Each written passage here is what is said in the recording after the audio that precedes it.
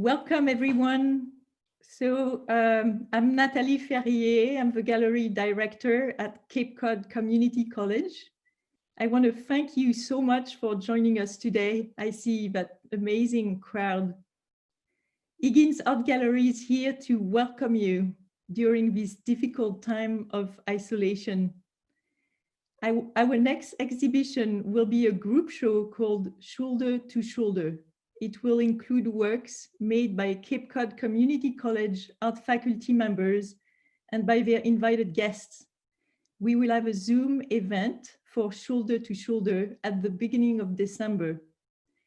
If you want to check our website next week for more info about our next show, you can go to www.capecod.edu/Higgins/. So as you know, this event is being recorded. If you want to watch the recording, you will be able to find it in about a week on our 4Cs website. If you want to ask questions, our guest speaker, Shawn, that you briefly met, and myself will let you do so at the end of the presentation. And you can basically push on the chat button at the bottom of your screen and type your question. Today's exhibit is called One World, and the show was created by artist Sian Robertson. Welcome. It's so great to have you, Shawn. So Sian Robertson is our 2020 Fall Artist in Residence. During a residency, Shawn has met, mostly through Zoom, many groups of students. Shawn has shared a passion of making art using maps. Shawn also has taught a 2-day workshop to a drawing class. She has worked in the gallery and created a very large map that she named One World. So now I'm going to talk to you a little bit about what Shawn does with an X-Acto knife. So Shawn likes to excavate, and basically she uses an X-Acto knife just like if she would use a brush. She likes to create 3D-dimensional art from used maps. And with spaces removed between the roads of a map, the viewer is able to peer deep into a 3D-dimensional world of tangled and layered streets. So there's a sense of resilience and endurance in Shawn's work as the roads remain intact within the fragile structure of a now lace-like pages. Shawn is originally from the UK. She lives in Truro on Cape Cod. Last month, Shawn had an exhibit at Fountain Street Gallery in the South End of Boston. Her work has been exhibited at Adam Peck Gallery in Provincetown and at the Provincetown Art Association and Museum in members' shows. Shawn's next exhibit will be at Adam Peck Gallery, and it's called Around the World in 366 boxes. Shawn created a unique box for every day of 2020. The exhibit will start on December 22nd and will be up until January 3rd. So please welcome Shawn. Thank you, Natalie. And I'm a little overwhelmed with how many people have shown up. This is really fantastic. And I know about half of you, and the other half of you I don't know at all. So I just want to welcome everybody to this. I'm really thrilled. And also a really big thank you to Natalie for inviting me to be artist in residence. I've never done anything like this before, but it's been a fantastic experience. There's been a great show, which hardly anyone has seen, but Natalie has made a really great video of it, and we're going to show you that in a minute. It's been wonderful meeting with different students. A lot of them have had such interesting questions and very insightful comments. And I've created this really monster piece of art, much bigger than anything I've ever done before. So we will cover all of that in the next sort of 40-50 minutes.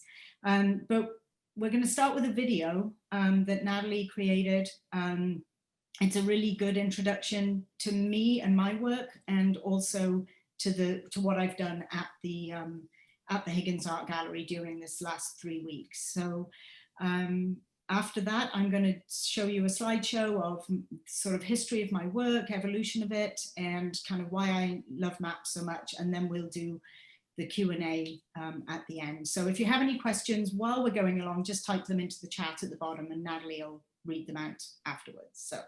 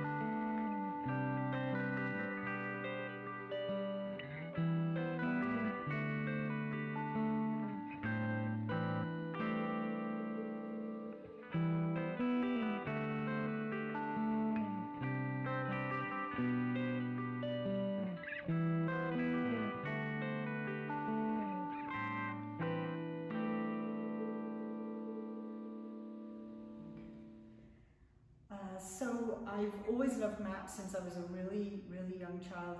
My dad taught me to map read when I was very young, and I've always just loved the concept of them, the fact that people go out and check that there are roads there and mountains there and what height they are and all that kind of stuff, and put it on a map, and then we totally trust that the maps are accurate and correct and use them to get around. But I also think aesthetically they're so beautiful. They have amazing colours and shapes and lines. And I've been using maps in my artwork for probably about 8 or 10 years now. I'm really drawn to the colours and the shapes, and I don't really care much about the geography, the specifics of the actual place. It's always nice if it's a piece that is from Wales, where I grew up, or Cape Cod, where I live now, or maybe somewhere that I had a really nice vacation or something. But for the most part, I'm really much more interested in the colours and the shapes and the lines. I particularly like layering different pieces. They become very sort of messy, but they're very fragile. If you see how the pieces are like lace, each individual page, but when they're all together, there's a sort of resilience about them.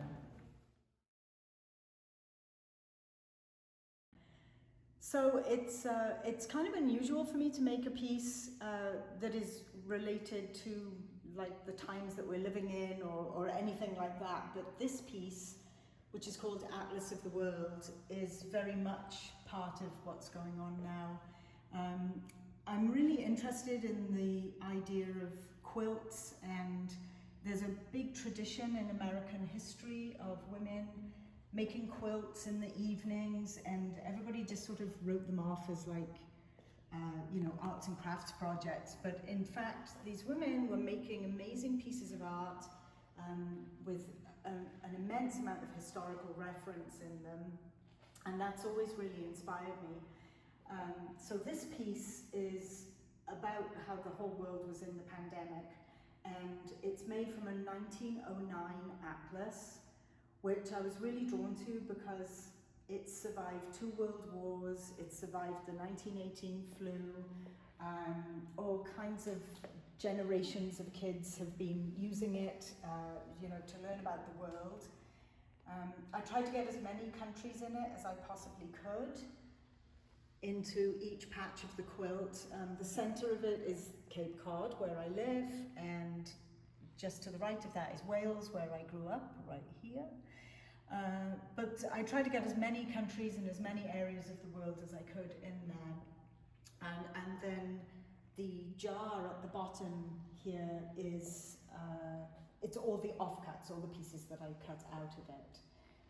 So this is my sort of expressionist, I call it my lockdown labor of love. So this is a book that was given to me by a friend of mine who's Jewish, and her father and she had done a lot of traveling in Israel, and she gave me a whole ton of his maps when he died. And I just love the sort of chunky roads here with these little colorful borders and the dots, and they're just various different tours in throughout Israel. And you can't see them from the front, but there's actually a lot of different colors in the backs too. The different tours and different sections were in different colors. So, but the ones that show are the green and brown.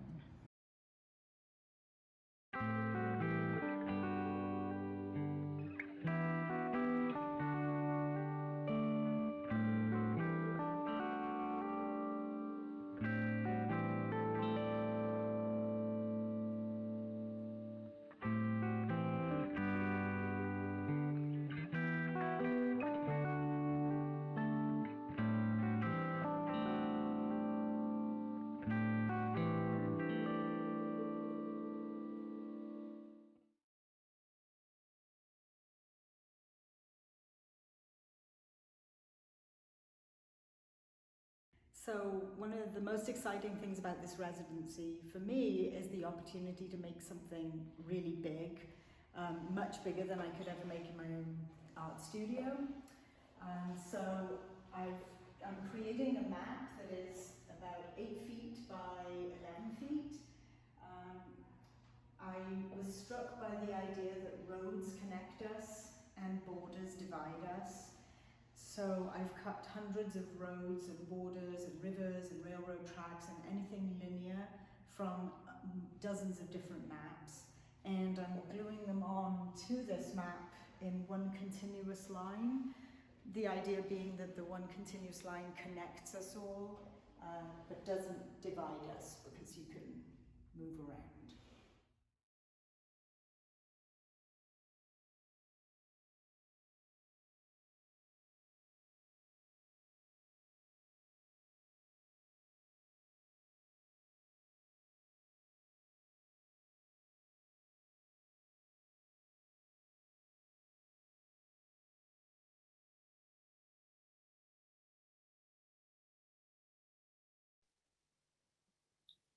So I think, Brian, can you hear me? You put it back to me now? Okay. So I'm going to share my screen now because I have like a slideshow of work that I've created and maps that I love and that sort of thing. So let me do that.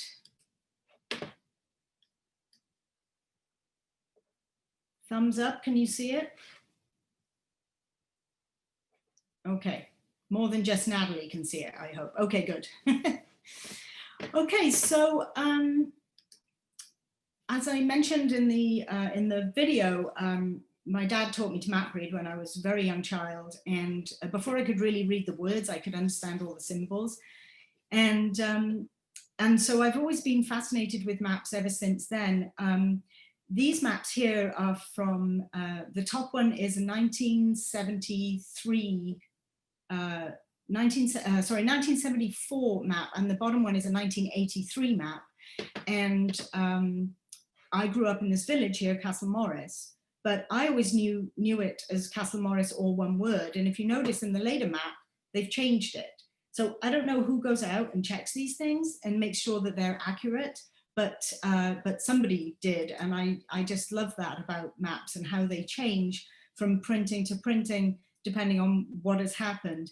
The other thing is this P here is the post office, which used to be at my house. My mum ran the post office, and then it moved up the street. So you can see here, the P has moved, and sometime, you know, during that period of time, the post office moved. And I love that maps are always constantly evolving and changing and being updated. These maps are, you probably will see it, like the one on the left is west coast of America. There's Mount Everest, there's the Indian Ocean. But what I see is the colors and these kind of shaded areas and the sort of structures of what they're representing. I mean, they look three-dimensional, even on these pieces of paper. But I'm extremely drawn to like all these colors and the ridges in particular in these ones. I like to say that a beautiful map makes my heart race and my arm reach for an X-Acto knife. And these are really great examples of that. They're just so beautiful. I mean, there's one of Venice down here, the way the Grand Canal kind of zigzags through the city, and these beautiful like red buildings. I'm just dying to cut those up. The one above it is a much cleaner, simpler sort of map, but again, it's one of my favorites. And the colors of those lakes and the yellow roads and the green parks, just beautiful combinations. This one here, this zigzag line is the Mississippi River, which is way the best river in the world because it zigzags all around the place, and it runs along a border between different states. So you get these really great sort of lines and squiggles, and where it's crisscrossed the different borders between the different states. It's really one of my favorite maps to cut out, although it does take forever to do it. I'm also really drawn to things like these nautical charts, and on the right there's a transit map of New York City. They're very graphic, those kinds of maps. It's a little different from a regular straightforward map. They have a different purpose, and there's a lot of graphic design that goes into them, a little more than just a straightforward representation, especially on the transit maps. One of the things I love about atlases in particular is they often have the same thing several times, but different. So it's like a repetition of the same, but different. So here you've got, this is Switzerland, and the top one is the topography, which shows you like the mountains and the plateaus. The one in the middle shows you where the dairy cattle are and where the wheat is grown. And down the bottom is the different languages that are spoken in the different areas there.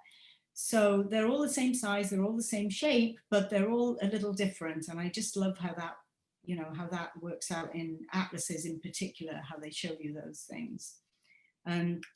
This is a similar sort of example here. The one on the top, very pertinent for now, is the election results, presidential election results from, I think it's 1872 to 1964. So you can see how it swings back and forth between the Democrats and the Republicans. But again, I'm not seeing that. I'm seeing these, they're all the same shape, but they're all a little different. So there's different colors and different shapes, different colors, but all in the same shape. All three of these are from an atlas about America. which has just a ton of really interesting graphs and charts and things in the back, which you know, most atlases do. These I love as well. These here are the air pressure and winds, and you can barely even see the countries of the world. Like, this is South America here, but it's really hard to see it because the blocks of color and what the maps are showing you is, you know, more pertinent. These arrows that show which way the wind is blowing and the air pressure and the currents and stuff. The one at the top is more about the ocean currents. And I love this kind of thing here too, which shows you all the different projections in maps.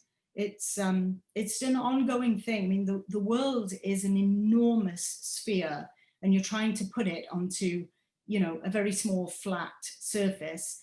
And how do you represent that without distorting a whole bunch of the countries? And generally speaking, the countries around the equator or around the poles get distorted. There's no perfect way to represent it.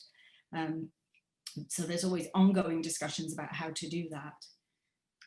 But this is my favorite map, my most favorite one. It's the London A to Z, which before the days of cell phones, when we all used those to just get around, I lived in London for a couple of years and I never left home without this, because it has every single street in London listed in the back, and it's a magnificent tool for getting around. But mostly I love it because, as I always say, the colors, the shapes and the lines. These yellow and orange roads are just wonderful, and the blue motorway there that just runs through, and the green parks. And then of course you've got the River Thames, which this is the best view of the River Thames here, but how it curves around through the city. So this is really my favorite atlas, street atlas. It's fairly small. It's about 8 inches tall, 7 or 8 inches tall. And when I'm stuck and I don't know what to do, I grab the London A to Z and cut something out, and that sort of helps me get into the zone. Just a point, I only use used maps. I feel that they come with some sort of like inherent history of the people who owned them before me. I love it when they've got coffee stains or little notes on them, like, you know, best fish and chips, exit 6, stuff like that. It always, it gives them it makes them extra special to me. So I really love used ones. Sometimes I buy them on eBay. Sometimes people give them to me. Sometimes I find them at the swap shop and thrift stores and stuff like that, but always they're used maps. So when I first started working with maps, I was very much using the colors of the maps like they were paint. I don't know what to do with paintbrushes and pencils and stuff. They just scare me, but I'm good with an X-Acto knife. So this is the kind of work that I was doing. I was really paying homage to other artists who I liked. So this is a Picasso painting on the left, and this is a Matisse painting on the right. And everything you see on there is a map. Even like these little tiny white lines. There's no pen and ink or no drawing or painting or anything on there. It's all maps. Shawn, do you want to tell us maybe the size of these two? Oh gosh, well, this is probably, I don't know, they're about 10 inches tall, maybe something like that. They're not super big. It'd probably be easier if they were bigger, because some of this little stuff is very tiny and fiddly to cut out. Yeah. By the way, if you ever need black on a map, the only place you find it, other than in some text and stuff, is in a celestial chart, which unfortunately is only ever 2 pages in an atlas, because you get the southern hemisphere, the southern sky and the northern sky, and that's it. But so the nautical, celestial charts are very special for that reason.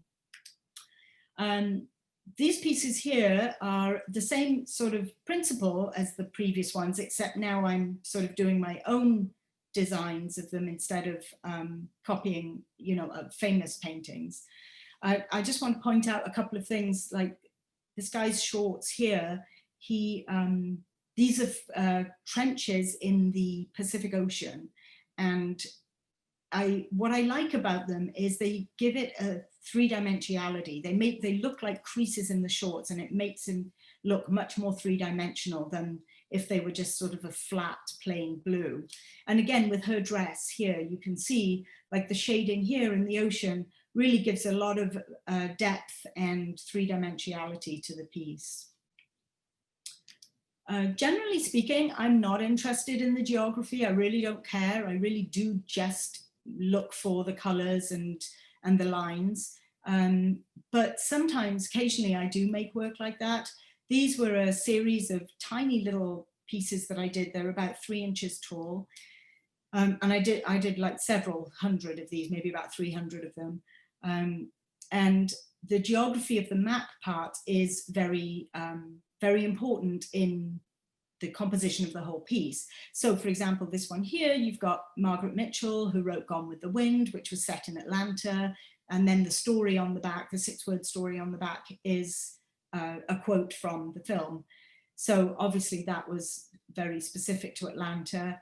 Down here, you've got the Queen of England, and she's taking a break from being queen and riding on a bicycle around the Buckingham Palace gardens for a little bit. So, so again, obviously very specific geographical location.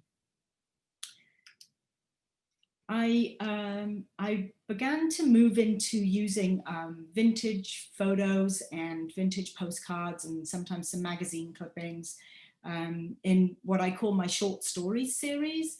These all have like a sentence for a title, and it's basically like a short story. So this one is called Along the Thames, He Caught Glimpses of His Doppelganger. Coincidence? And there was a whole series of these, and you saw some of them in the video too. And again, with these, the geography is sort of part of the story. I saw the photos of this guy, once with his hat off and once with his hat on, and just had this whole sort of idea of a story, and set it in London, in the London A to Z, which, as we know, is my favorite. From there, I started moving away from the vintage photographs and incorporating more sort of just much more simple silhouettes. And you can see I'm starting to cut the spaces out between the roads now. This is clearly like the thing that I'm getting drawn to. You see it a little bit in this one, and then these are about a year later. But I'm getting much more skilled at cutting the spaces out between the roads. And they always seem to me very like arteries and veins. So I quite often will put like a city over where somebody's heart would be, and then you have all the sort of arteries and veins coming out and into the world. One of the things that one of the things I felt around the time that I was making these pieces is that I really wanted to let go of sort of the narrative aspect. If you put a person in a piece of art, it inherently has some sort of narrative, and I felt like I was sort of stuck on that. And I had a conversation with somebody at a party and told him that when I was creatively blocked, I would take a page from the London A to Z and I would cut the spaces out between the roads, because that was my favorite thing to do. And then I would make my art. And he said, well, if that's your favorite thing to do, why don't you just do that? And suddenly it was like a light bulb went off, and I was like, yes, exactly. Why don't I just do that? Why am I forcing myself to do not the thing that I love to do? So oftentimes I think making art is about answering a question. So the question is, what if you cut the spaces out between the roads but you left it intact in a book? Like, how would that look? And the answer is you don't know until you do it. So I did it.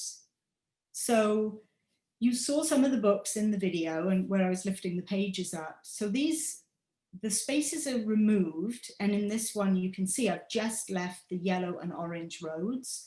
So everything else has been removed, but you can see all the way down through to the back of the book, depending on how dense it is and how many pages there are. But once this happened, this was it then. I've almost never put any kind of narrative in my work since then. I'm really very, very focused on just the abstractions of the materials, really is what I'm interested in. So this was a map that my dad gave me, and we think it probably belonged to my grandfather. It was an extremely long, it's something like 20 feet long, and I cut it into 4 sections and took all the spaces out and then layered it into 4 sections here. This is a close-up here, and you can see how my grandfather has written the times that he went through the different locks as he went down the River Thames. What I love about this map too is it marks all the locks and it marks all the pubs, which is just such a British thing to do, to have like all the pubs marked on the map down the length of the river. These again, same sort of concept where they're layered and several layers from the same map. And again, you saw in the video me lifting some of those up that were on the wall. I also wanted to make them so they were more space between the different layers. So these ones are layered between sheets of acrylic.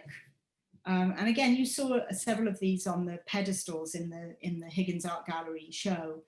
So you still get that sort of messiness, that denseness that that you have with the ones that go on the wall, but because they're layered with the acrylic, there's much more depth to them, so you can see much further in.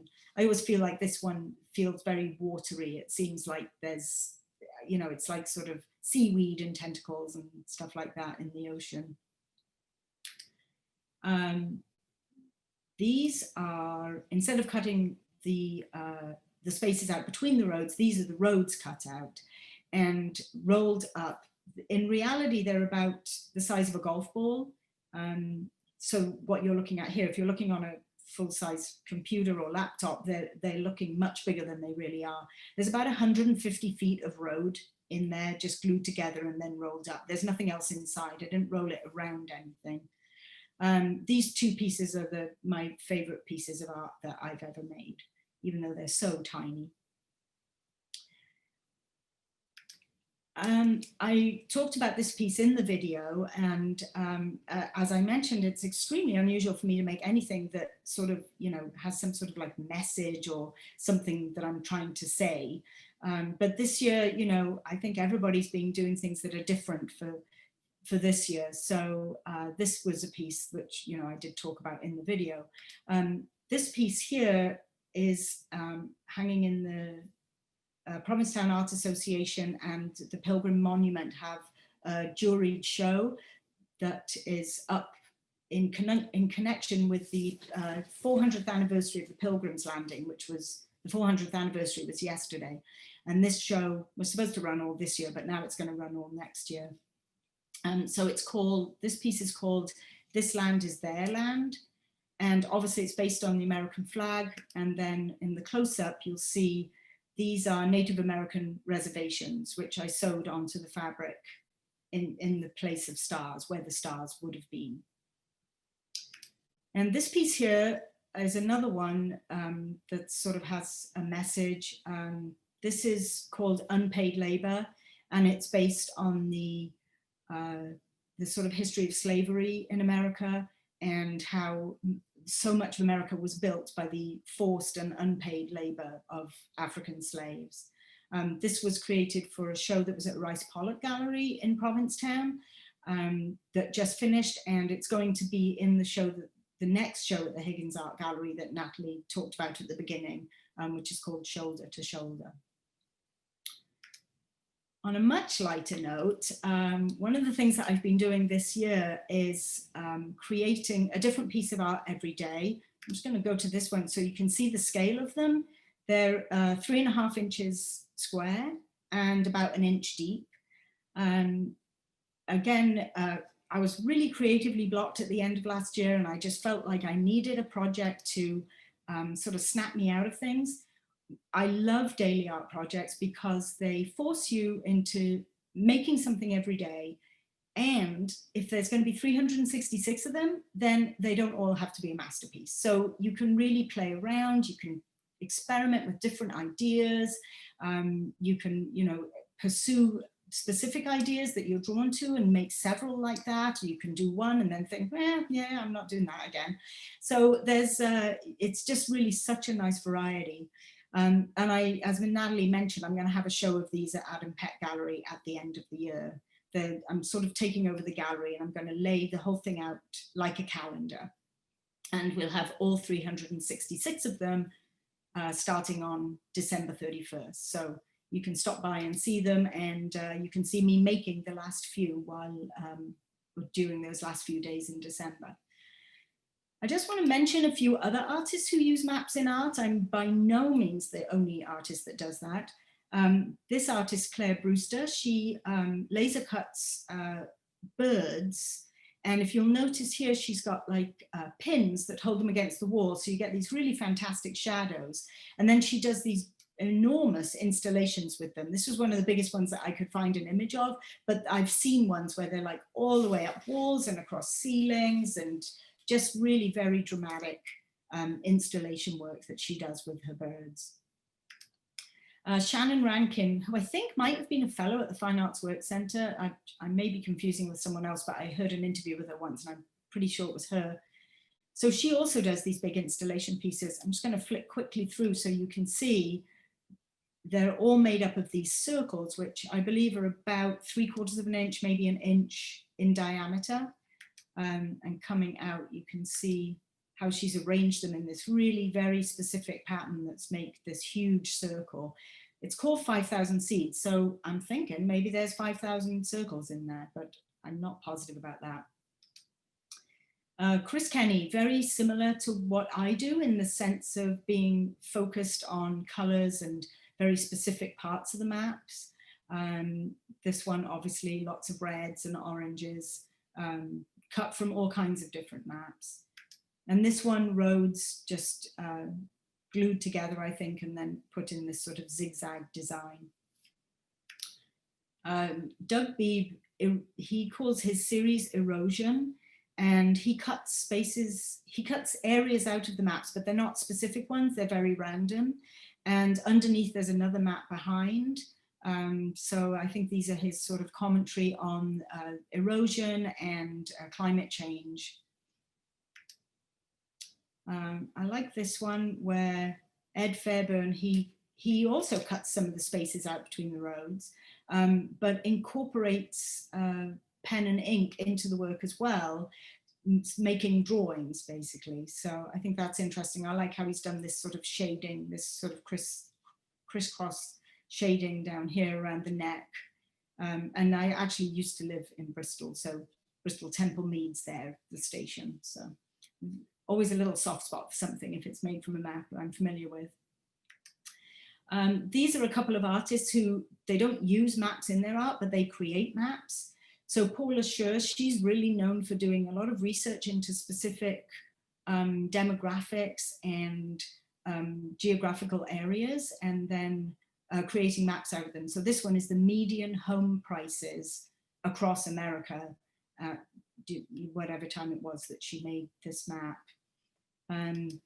This is also hers, and it's all the different businesses that are around the High Line. It's a little hard to see in the photo, but all the different businesses are listed here around the High Line in New York City.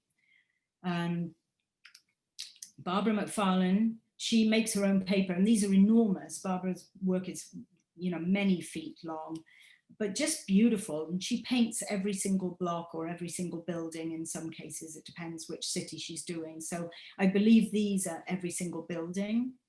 And then this one here of New York is every block. And one of the things I love about this one too is you can see how historically, when New York was first settled, it's a bit of a mishmash down here. And then at some point, somebody thought, hey, America, we're going to build everything on a grid from now on, because that's like much easier to navigate. So up here, then they're all on a grid. And most cities in America are on a grid, especially the further west you go, the more grid-like they are. David Knuckle is, he's also a Welsh artist, but and lives in America, but he draws fictional maps based on real maps. So for example, this one is set in North Carolina in 1815. So he will have done a lot of research into what a map of that time and place would have looked like. And then he's kind of created his own in that style. And this is another one of his, and this is set in Taiwan. And again, he will have done a ton of research into what a map in Taiwan would look like. And I think it's fascinating that this one doesn't have any words on it. So I guess maybe they don't really put words on them. So just back to the residency that I've been doing at the Higgins Art Gallery. So this is the installation piece that I talked about in the video. I've always really wanted to make something extremely big, but never had the space to do it. So you can see from these images, I had 4 rolls of vellum that I taped together, and then I folded them up like a map, because I'm going to have to be able to store it afterwards. So it seemed a good idea to fold it up just like a map. Down here, you can see the roads and rivers and stuff that I had cut. And this, I'm just in there for scale. So you can see how big it is. This is, from the video, you can see how I basically just glued them straight on. I would put glue on the back of the maps and then stick them down, and they go in one continuous line. These ones here are close-ups, so you get a sort of a sense of how it looks, and then I'll show you the progression of it. But it's hard to see in the progression because it just looks like a pencil line. But these ones can give you a good sense of the roads. When I first started doing it, I was very sort of controlling about where the roads went and which one to use. You can see here it's really quite tight in, and I thought very hard about every single road that I glued on. And then as I progressed, it got sort of looser, and I began to kind of just sort of let the roads take over. I mean, as long as it didn't cross another road or go off the edge of the paper or be the same road as the one that I'd already stuck down, then I just went with whichever direction it went in. I always think a few rules are a good thing. It kind of like, you don't have to make so many decisions then. So I'm just going to quickly go through these, and you can see how it evolved over the few weeks that I was working on it. A little bit at a time. There it is finished. And then there's me in it again for scale. So, that's my slideshow. I think Brian is now I'm going to unshare my screen, and then Brian will put us back into the view of everybody. And thank you so much. Questions. Thank you so much.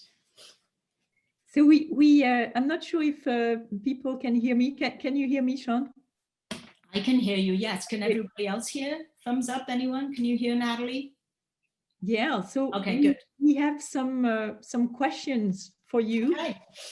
In fact, I'm going to read some from Caroline Danner, but I'm also going to unmute Caroline so she can talk to you directly. But okay, Caroline was asking a very private question. She said, "What brought you to Truro from Wales?"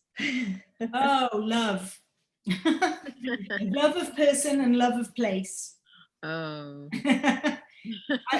When I first came to America, it was just for a short period of time, and then I met the person that became my husband, and then it was all over after that. So we actually came to Provincetown on our honeymoon. We were living in San Francisco at the time. Came to Provincetown on our honeymoon, and that's the end of that. Once you've been there, you've got to move. So we moved about 5 or 6 years later. So I've lived on the Outer Cape for it's nearly 21 years now, 21 years. Wow. It's a great place to create art, for sure. Oh, you know what? I really feel like I've always been creative. I was a very crafty kid. I did all kinds of like little projects and stuff, always. I loved doing things like that. And collage was always the thing I gravitated to.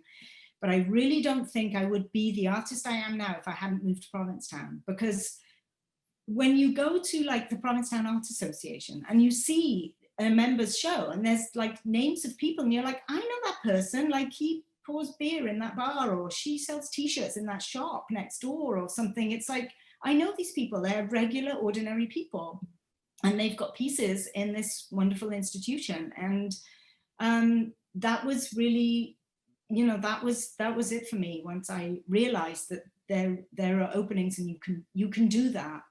And I'll never forget the first time I put a piece into a juried show at PAM. It was the first time I ever put a piece out there to anyone.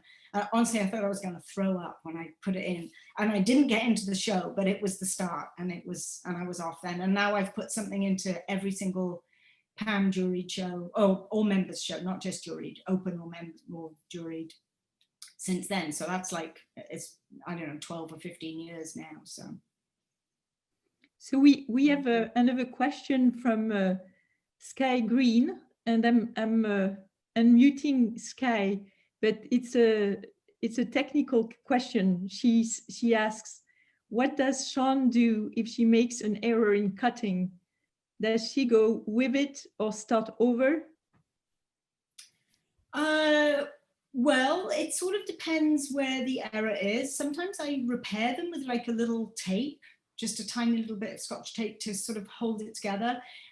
In things like the books, if it's on one of the back pages, I just sort of leave it because it'll just stay in there. You know, if a road tears or something, it'll just stay in the book.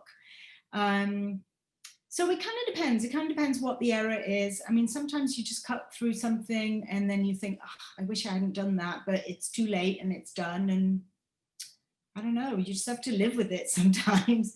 There's a limit to the repair, but it's probably more repairing than you would think looking at them.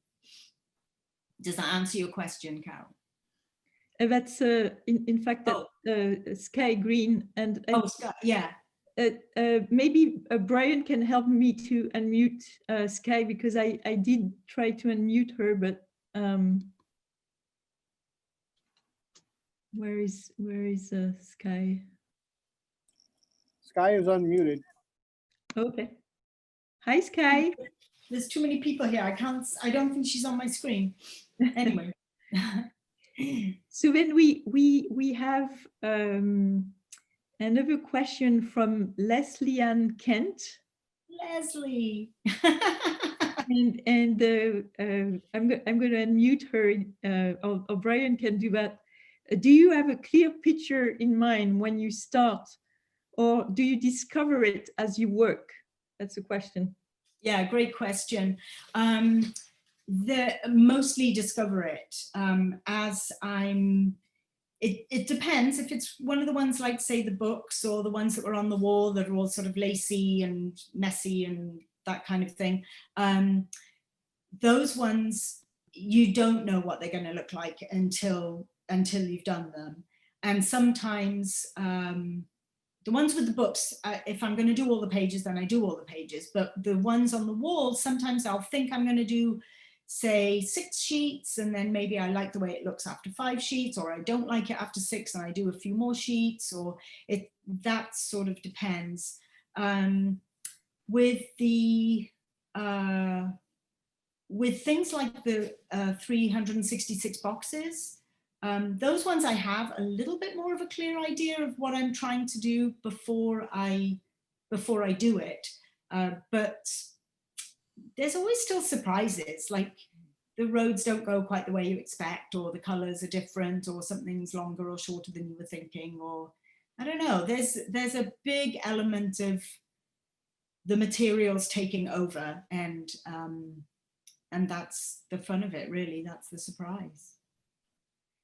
Then we have another we have another question now from Ifeoluwa Togun, and she's asking, this might be sacrilege. This might be sacrilege, but have you ever done any of this digitally, or would it just not be the same? No, I haven't. It wouldn't be the same.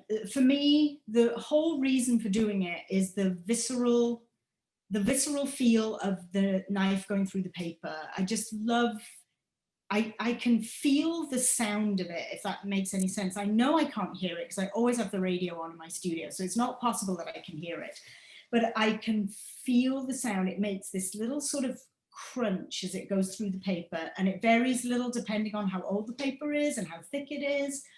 I would be perfectly happy if I could just do the cutting and not actually make them into anything. That just seemed like, that's what I love. I just love cutting them out. And so doing it digitally, I think doing it digitally, I'd have to have too much of a vision of what it was going to look like at the end. And I'm not against digital art at all. It just doesn't really speak to me, I think, is probably the way to answer that question. So then we have a question from Anne Flash, and she's asking, do you ever use or create maps of time rather than space? And Anne, I tried to unmute. Yeah, she's unmuted, I can see. Oh, great. Okay. Hello, So, hello. Yeah, hey, so what do you mean by that question? Well, I realize now that your 366 piece assemblage is arranged like a calendar. So Mhm. that in itself is a way of mapping both time and space. But Yes, there's yeah. an amazing book that you can get, and it has the history of time, a map of the history of time, or an atlas history of time, and it has all these stripes and all these different things happening at the same time in different places. And I need that. I need that. I have to bring it to the gallery and show you. Yeah, that's that sounds amazing. I do find when you look at maps, if you look at the same map of how am I saying this? If you look at the same map of the same place but in different times, there are definitely changes. I was cutting up a map of Cape Cod the other day for one of the boxes, and I had the outermost house on it, which I believe now the location of the outermost house is now underwater. So the erosion has, certainly the spit of land it was on is much, much eroded, because this was the sort of 1950s map. So things do change. There's an artist who, her last name is Timna. I can't remember her first name, but she works in fabric, and she's done this incredible piece of the Mississippi River in all these different colors from all these different time periods. Because again, you know, rivers, they move, they change over the decades, and it's an amazing piece to see. But yeah, things over time. I should look at that more, actually. Now you say that, I should be looking for maps that are the same place but different time periods and see how they've changed. So I have another question from Jackie Kelly, and she's saying, I'm inspired by the abstract beauty and by your dedication to detail. My question is about the technique you use to glue the back of the very fine lines and roads.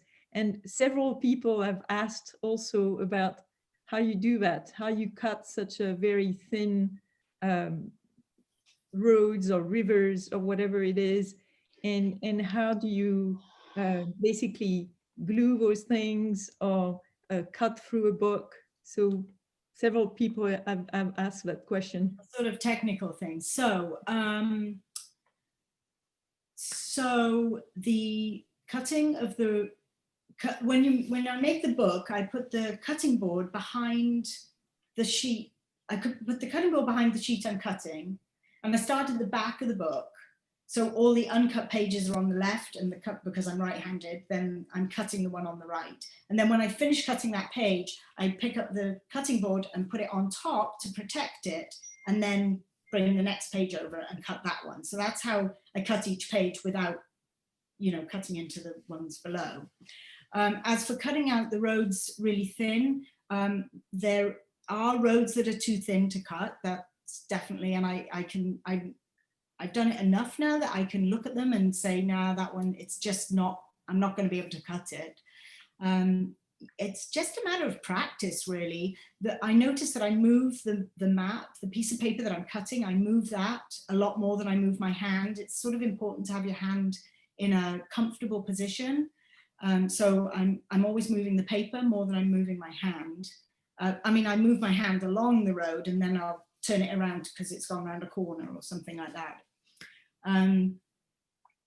What was the other one? Oh, glue. Gluing. Yeah, I hate glue. Glue is like a pain in the neck. It really is. There is no good glue. White glues are too wet and they make the map, the paper tear. They soak in too much, they make paper tear. I love glue sticks. They're really the only ones I like to work. They're so easy to use. They don't stick to every surface though, so you got to know what surface you're doing. The big map, the one world map that I did at the Higgins Art Gallery is done with Yoo-Hoo glue stick because it's just so convenient and so easy. And I had done like a test thing before where I tested to see if it would stick on the vellum, and it did, and it didn't come off in the sort of, that was only a few days. I don't know if it'll still be on there in 5 years or something, but you hope for longevity, but hey, it's more about the process really. So so glues are really, I hate glues, but I have to use them. So the ones in the acrylic, there's no glue in those ones. They are, they're held in by the pressure of the acrylic and the screws that go through the top that hold it together. So if you unscrewed those, they just all fall out. Shawn, when you're gluing something, how do you keep the glue on the surfaces to the left and right of the road that you're gluing from messing up the next? I assume that's on your cutting board or on a sheet that you've used to protect the front of the paper, but doesn't it mess up that board and then the board gets covered in glue, but it just washes off with dishwashing liquid and it doesn't get onto the front of the paper that you're cutting? Oh, well, I wouldn't cut on a gluey board, no. I have like 6 cutting boards, and I'll use one of them for gluing and one of them for cutting, that sort of thing. Well, looking at you That makes working sense. on, I saw that you were extremely neat. So Yeah. I guess you use. Oh, it's such an illusion. My work makes me look like I'm so neat. You should see my studio. It looks like a bomb has hit it. I can't be bothered to put the maps away after I've cut them. I have all these offcuts everywhere. It's I'm a very, very messy person generally, but the work I make is very clean and precise. So yeah, that's kind of I don't know what that's about, but you can read into that whatever you want. So we have another question from Lawrence Young. Oh, hey, Larry, where's Larry? And I try to unmute Lawrence. So the question is, do you have a time limit as how long you will spend on a piece, specifically the boxes? No, the boxes are what I feel like doing and what I've got time for that day. So some of them have taken me as little as half an hour, and some of them have taken me 5 or 6 hours. So it really depends on what I'm, what sort of vision I have for the box or what I'm doing with it. And, I mean, there were boxes that were made because like I suddenly realized at 9 o'clock at night, I didn't have one. And then there were others that were made starting at 9 in the morning and I had nothing else going on all day. So I have to say that COVID has meant that those boxes are a lot better than they might have been because I've had a lot more time to work on them. And I would have still done one every day. I definitely would have done, because if I post on Facebook on January 1st that I'm going to do it, then I'm going to do it. But it has given me the time, because I didn't have nearly as much employment as I usually would have had in the summer here. So I've had a lot more time to really experiment. And if I've got an idea, which I know is going to take a really, really long time, it's okay. I just do that one on a day when I've got it. So it varies a lot. I would say they range from about half an hour to about 5 hours, 5 or 6 hours. Your discipline is just amazing. Thanks, Larry. It's a bit obsessive, actually. So I have another question from Anne Schuring. Oh yeah, my old friend from London, Anne. Anne will know all about the London A to Z. So she says, Shawn says she has Shawn says she has a soft spot for maps of places she knows. Do maps make her want to visit new places? Yes, they do. Yes, quite often I will see a map and I'll be like, hey, I've wanted to go to that place, and I sort of get lost in looking at the roads and the buildings and whatever the map is of, and really wanting to go somewhere like that. So yeah, definitely. I'll see things like volcanoes or lakes or sometimes if it's a city and there's like interesting sounding museums, you know, places have like weird, funky museums. I'm like, well, I want to go now because I want to see that museum. And I don't even, and then I'm looking at the front of the map, like, where is this place? Because I'm not really that interested in the geography, generally speaking. So yeah. So Ben, we have more technical questions. Lucy Clark is asking, how do you keep the exact knives sharp? Oh, I change my blades all the time. I go through, well, I used to go through about 100 blades a year, but this year I've gone through much more. I'm probably on about 150 already. Yeah, you just have to change your blades often. Yeah. And then of course I save all the blades because, like, you know, it's so cool. I have this little Tupperware thing. It's kind of full now, but it's a few years worth of blades, and I like saving things like that. It's a sort of like a legacy of I don't know, achievement or something, or work or whatever. But so then we also have a question from Anne Giuliani, and she's saying the tiny daily pieces are just so interesting. They are three-dimensional. How do you attach the parts in a three-dimensional and sculptural way? So Anne's also an artist, so you have a lot of questions from.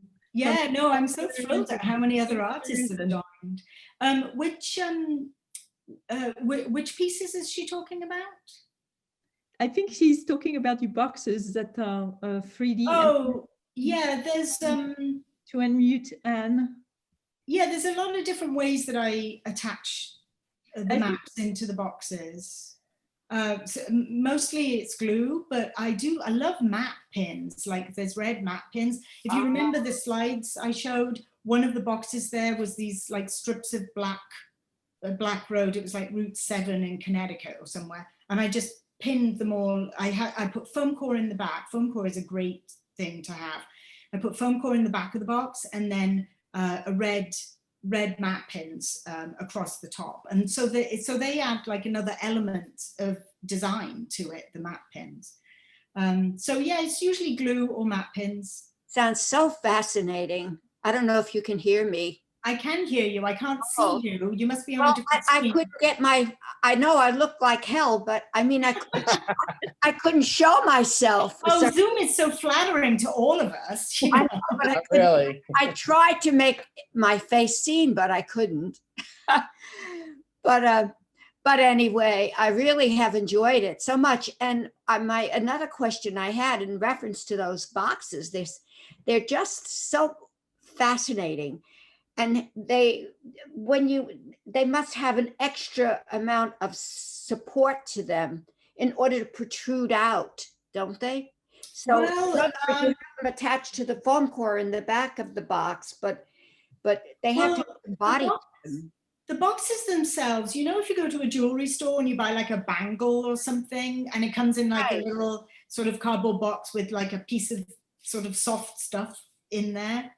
That's what they are. I bought 400 of them at the end of last year. Oh, I see. Because I sort of wanted wood or tin or something, but those were like $2 or $3 each, and it's like I'm not spending $1,000 on the supplies for this thing. So these were like. And you know, another fascinating thing is that you do what I do. You keep everything, and by putting them into a jar or something. That would be even something that you could create something from. I mean, you can see those images maybe in a plexiglass kind of box or something, and then yeah, definitely some kind of a ready-made type thing that's like a sculptural bas relief thing. I mean, that's so fascinating to me. I keep all my offcuts too. So when I make like one of the books or one of the blocks or whatever, and I've used the entire map, and then there's all these little bits left, I have all of those in Ziploc bags labeled with what the map is, you know, what the map was, where it's from and stuff. So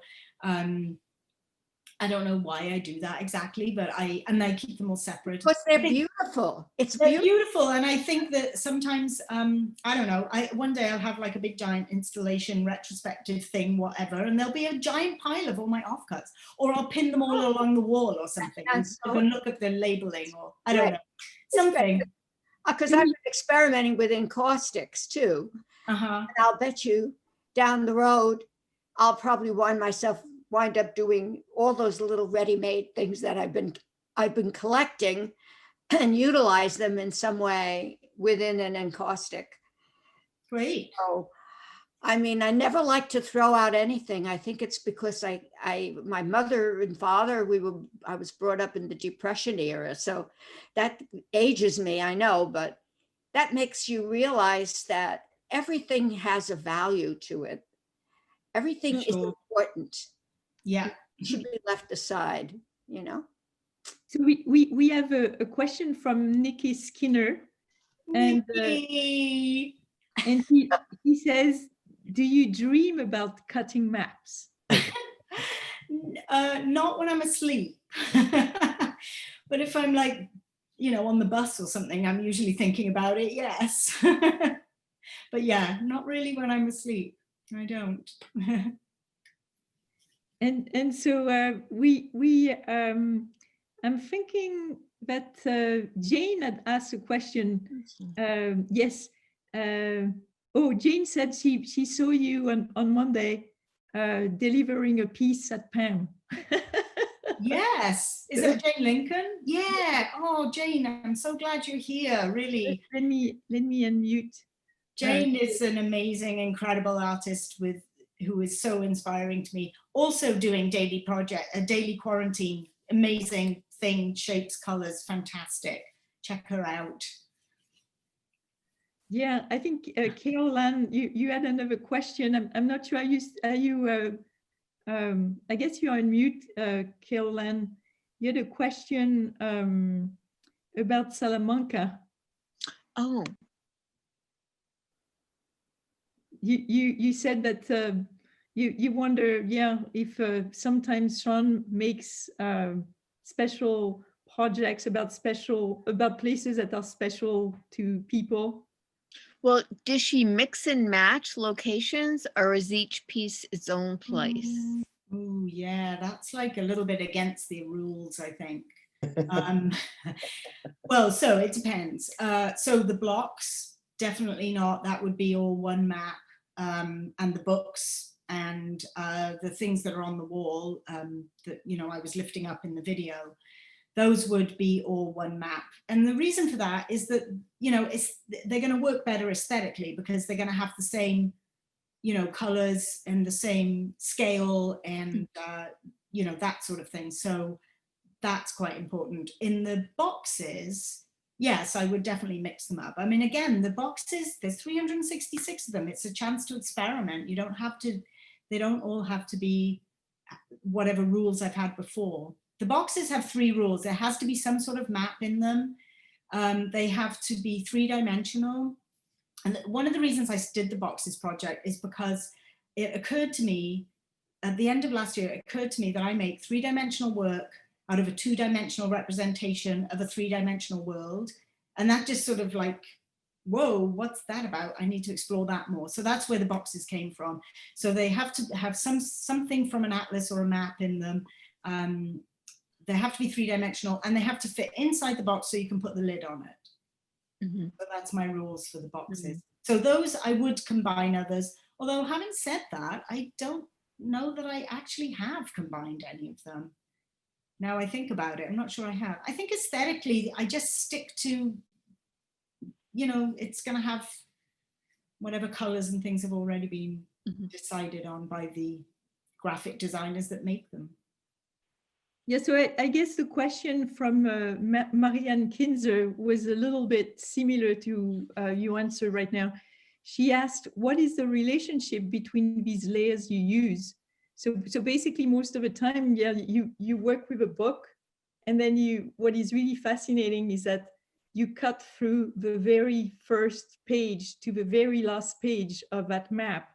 And to me, it's amazing because the pages are still together, Mhm. but at the same time you figure to turn the book around and you keep cutting, and it's impressive when one can see you doing that. Right.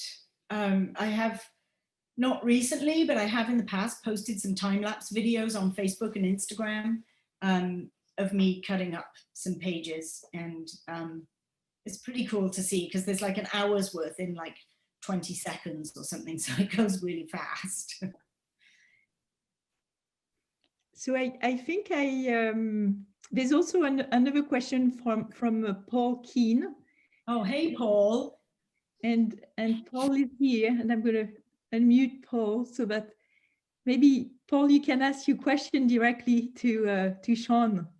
If you click on your microphone. Shawn, I was wondering, when you have ideas at odd moments when you're not in your workspace, how do you capture them? Do you carry a notebook? No, I don't carry a notebook. I do occasionally put notes in the sort of notes thing on my iPhone. Sometimes I'll do that, but I'm really bad at like writing notes and then forgetting to look at them. So I'll sort of come across some scrap of paper in my lunch bag or something that's been there for like 6 weeks and go, oh yeah, that's right, I was going to do that. And, you know, or on the notes thing of my phone, I'll go to put a note in there and then see there's like 10 notes in there of ideas I had months earlier. So I think I feel that if it doesn't stick with me, then maybe it wasn't meant to happen or something. I don't know. Sometimes I then do what it said in the note, and sometimes I don't. Sometimes I'm like, what does that even mean? I don't know what that means. Written in some sort of little shorthand that then means nothing later. So yeah. Thanks. So I guess we could ask the audience if they still have one last question. I see Rick. Can you unmute him, Natalie? Yeah, I'm trying to, but. Oh, look, he's got my piece. He's set up, so he's got my piece in the background. Look at you, Rick. Rick and John and Buster, their dog, own the piece with the shorts and the creases with the shorts in the background. Yeah, and a whole bunch of my last daily project, which also was 4 years ago. Right, Was, and it's showing up right next to that. Yeah. Look at that. Did you rearrange your living room specially? No, we just moved the chairs. Oh, I appreciate it. Thank you. Well, the question is the piece about the flag with the Native American, reservations, and the other piece about the African American slave piece. Those are really powerful to me, and those are things that tell a story. But you say you don't like to tell a story, and I'm wondering why you don't feel that, because when you do, they're so powerful, and it's just I'm wondering. And I know that you love to do the excavating of the maps, but you have a lot to say, and when you say it, it comes across, and they're so beautiful. Thank you, Rick. Yeah, it's I don't know. It's not an easy question to answer, except all I can say is if I try to say something because, like, if I'm moved by something that's going on in the world or some feeling I'm having or whatever, and I think I'm going to make a piece of art about it, it becomes forced, and it just doesn't feel right. It doesn't feel authentic. Some people look at it and they like it, but I don't know. I just know it. I cringe. It's just not right. And I have a few pieces like that, and I'm like, oh, I hate that piece because I know I forced it. So what do you feel about those two pieces? Yeah, no, I love them. I really they're love them. amazing. Yeah. They're and amazing. the quilt as well, like all three of those, which have been sort of like, I don't know, statement pieces or saying something. Right.